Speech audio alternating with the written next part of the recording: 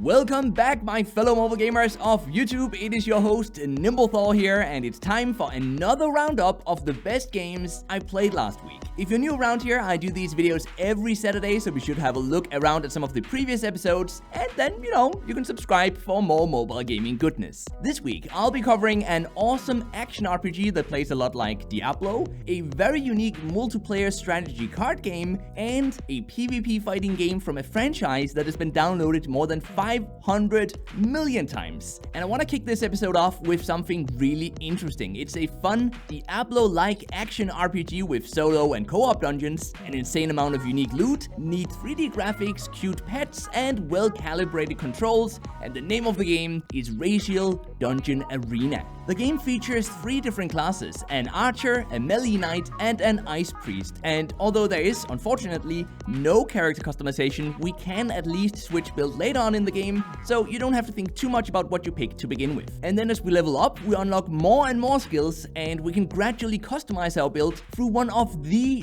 largest talent trees I have ever seen in a mobile game. It almost just looks ridiculous. I mean, there's so many things to upgrade, and thankfully we can just click one button to upgrade whatever the game deems most relevant for our character and our playstyle, but we can also go in and completely customize it if you want to get that far into the game and its systems. Now, from the main city, we can meet and chat with other players because this is an online game. We can also craft potions, team up for co-op dungeons, or we can jump into single-player missions to slay just hordes of enemies and find new loot with unique stats and set bonuses. Raziel is a modern mobile game, for better or for worse, which means lots of daily and monthly login rewards, achievements, events, and so on. My biggest gripes with the game, though, are that finding a team at lower levels is almost impossible, so you have to play solo to begin with, and while combat is fun, everything is just way too easy in the beginning. Thankfully, that does change a bit later on, but the beginning is just gonna be a solo experience where you just slay everything very, very easily with your overpowered weapons. Monetization happens through a $4.99 battle pass, a premium currency used primarily for cosmetic items, and then various packs of crafting materials and potions that go up to $19.99 US. There is no need to spend money on the game to enjoy it though, and while paying players definitely do have an advantage in PvP, the game is primarily and very heavily PvE focused.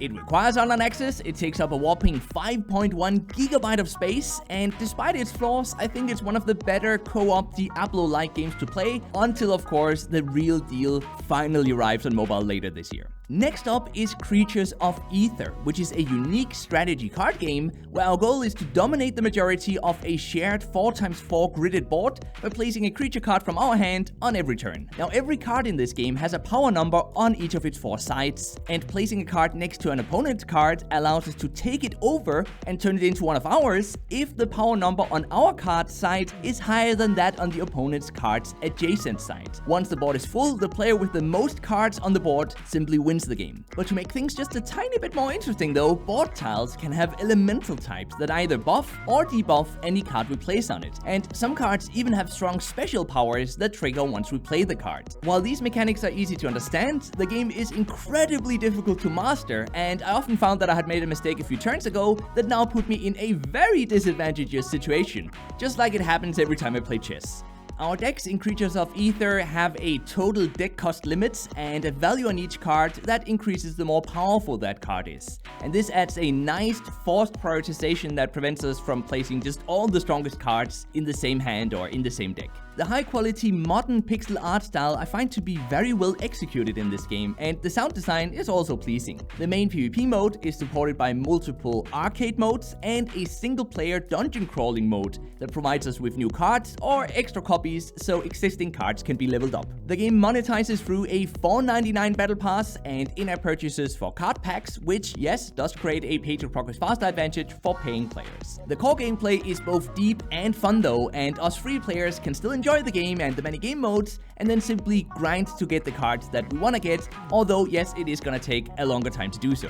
The game requires online access, it takes up 189 megabytes of space, which is actually not a lot for a PvP game like this, and so if you're looking for a unique strategy PvP card game, this one is definitely worth checking out. And then there is Shadow Fight Arena, which is a visually impressive PvP-focused melee fighting game where we collect a team of 3 heroes and then we battle it out in real-time 1 versus 1 multiplayer matches with 1 hero at a time. Now, the way this plays out is actually kinda interesting. At the beginning of every match, both we and our opponent selects which of our 3 heroes we want to start with. If our hero dies, we then get to switch it out with one of the 2 remaining heroes. And we basically keep going like this until we run out of heroes, or hopefully we have defeated all of the opponent's heroes. There's a total of 16 heroes in the game, and they all have unique weapons, abilities, and stats that increase over time as we level them up. And sometimes when they get leveled up, we even get to select between 2 different upgrades, which allows us to slowly customize each hero. And using a hero with stats and abilities that can optimally counter the opponent's hero is key to winning in this game, and it actually makes combat both fun and engaging, and it adds a bit of a learning curve, which I found to be not too bad because you simply start out with 3 heroes to begin with, so it's not like you have a lot of options, and then slowly you can, gradually unlock more of them and start experimenting with the customization options, and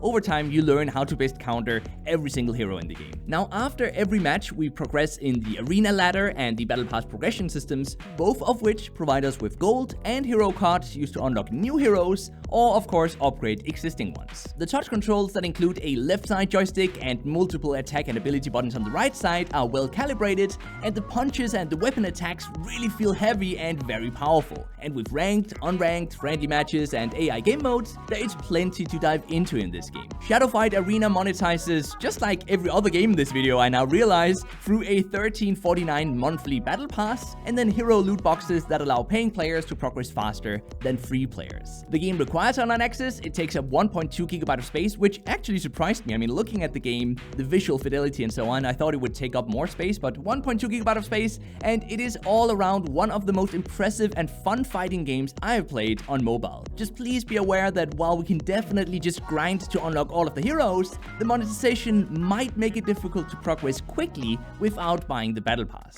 Thank you very much for making it till the end, my friend. I hope you enjoyed this video and that you'll subscribe and leave a like if you haven't already. And then, until next time, just keep gaming, stay awesome, and I'll see you guys around. An insane amount of unique loot? And then there is visually Fight Arena, a bit like we see it in the classic chess game. In the classic chess game. Like, people don't know what chess is. Oh.